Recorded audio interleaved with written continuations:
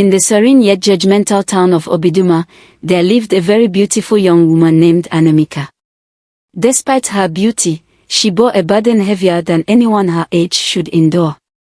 Anamika was the daughter of Ejima, a courtesan whose lifestyle had long been the talk of the town. Ejima had passed away years ago, leaving her daughter alone to fend for herself. The villagers avoided Anamika as if her late mother's shadow loomed over her.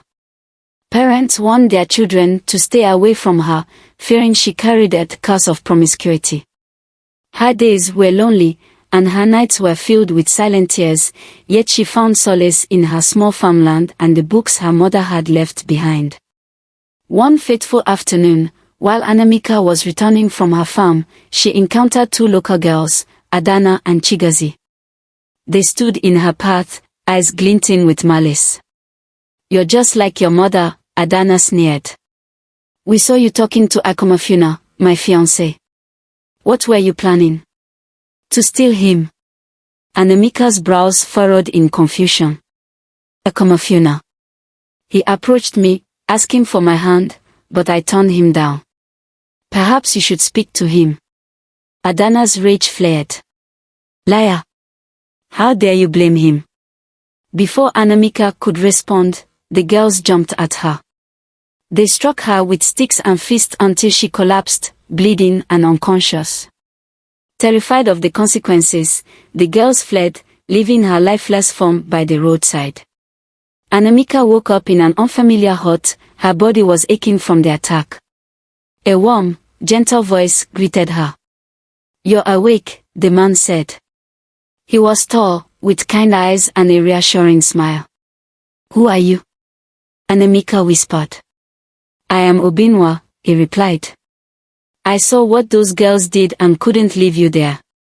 Anamika felt a surge of gratitude as she rested under his care. Obinwa provided herbs to ease her pain and prepared a simple meal. His kindness was a balm for her soul. As dawn broke, Anamika decided to leave. Obinwa walked her halfway home, ensuring her safety.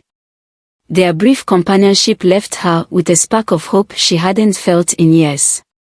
Back in Obiduma, news spread of an extraordinary event.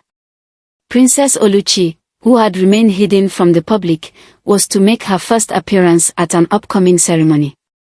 It was tradition for a maiden to be selected as the princess's personal attendant, a role that came with honor and privilege.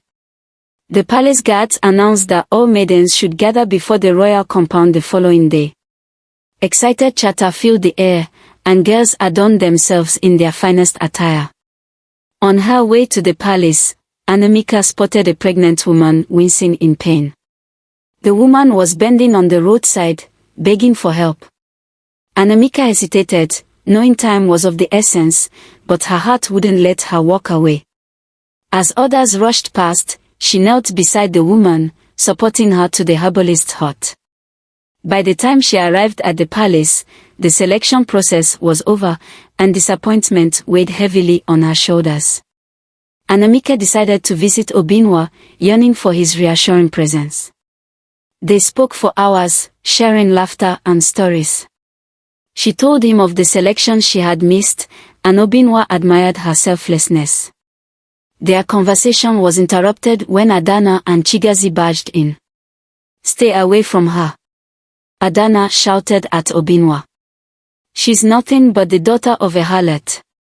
Obinwa glared at them, his voice firm.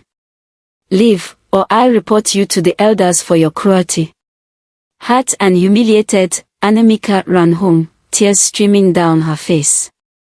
She couldn't understand why her past continued to haunt her, no matter what she did. The next morning, palace guards arrived at Anamika's home, summoning her to the royal court.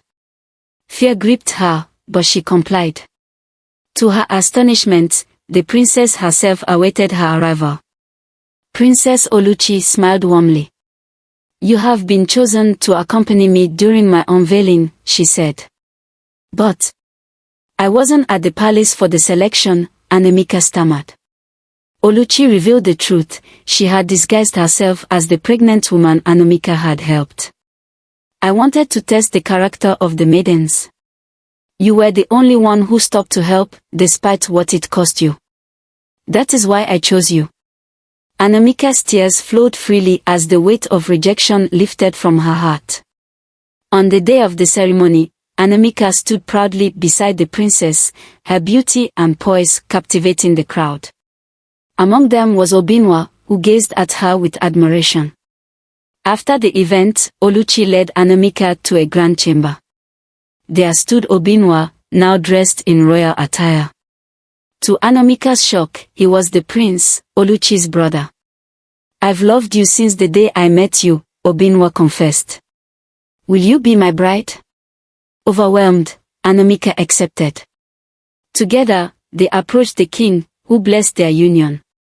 The king proclaimed that no one should ever be judged for their parents' doings, declaring Anamika a cherished member of the royal family.